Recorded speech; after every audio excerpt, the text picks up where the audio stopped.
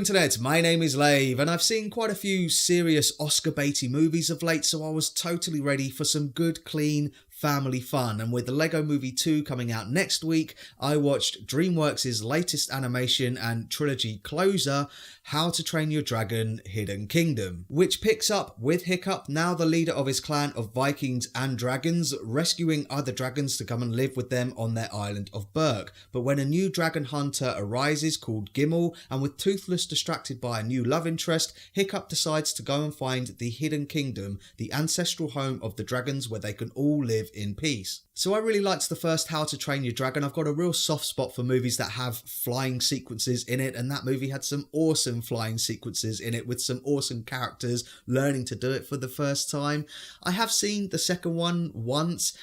From what I can remember, I remember liking it, and I remember thinking it's bigger in scale, but it's not quite as good as the first one.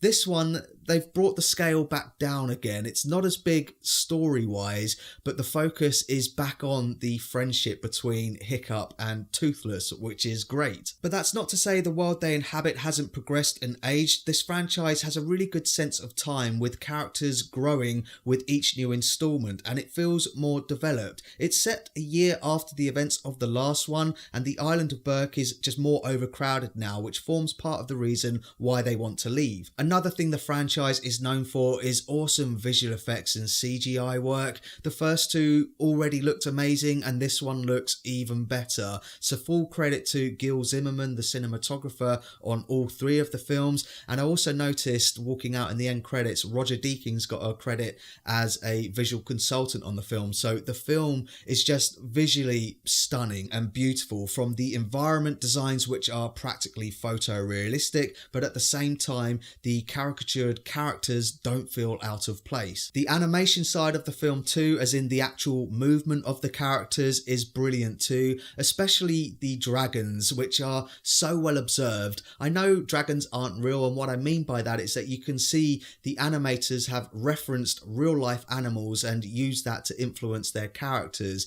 Like in the first How to Train Your Dragon, I thought Toothless was basically just a big playful cat, and he does more of the same in this, but he takes on more characteristics of like a little puppy dog, with him chasing Hiccup's leg around. And he also has a delightful sequence when he tries to do a courtship dance to impress the Light Fury, a female version of his species, and it's so charming and some of the best mime work. I say mime work because obviously dragons can't speak, so all of their communication is done through their movement. It's some brilliant stuff. Like I said, this one shifts the focus back onto the relationship between Hiccup and Toothless, who both have girlfriends now and responsibilities pulling them in different directions, which is interesting. And considering that this one is a third film in the franchise, it's hard not to compare it to Pixar's big third film in the franchise, Toy Story 3, because both are exploring similar themes of growing up and moving from home, leaving loved ones behind, and embracing change.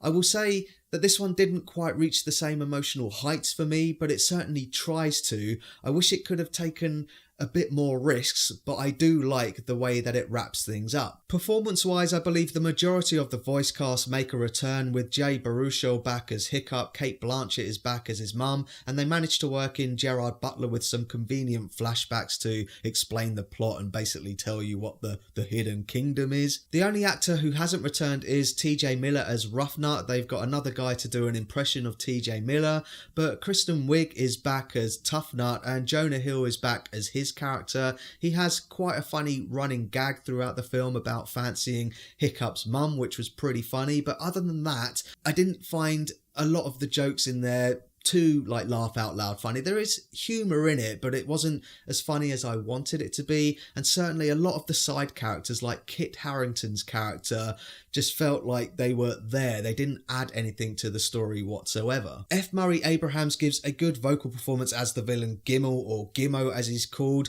but the character's motivations are a bit one-dimensional. He's the baddie because he's the baddie. But then this is a kids' film, so I can forgive it for that, and the fact that they did try to raise the stakes emotionally makes it a satisfying end to this trilogy of films. It's a very solid trilogy of animations. So that's my thoughts on How to Train Your Dragon 3, and pause the video if you want to take a closer look at my enjoyment tracker now. Like I say, this is a satisfying conclusion to this franchise of films, which has remained steadily good throughout, and I think the reason for that is because the people behind the scenes have remained consistent. All three have had the same writer and director.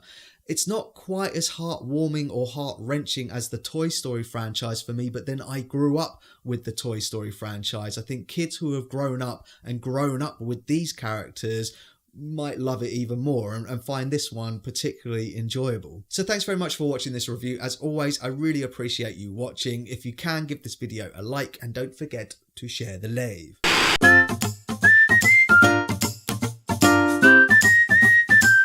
Subscribe.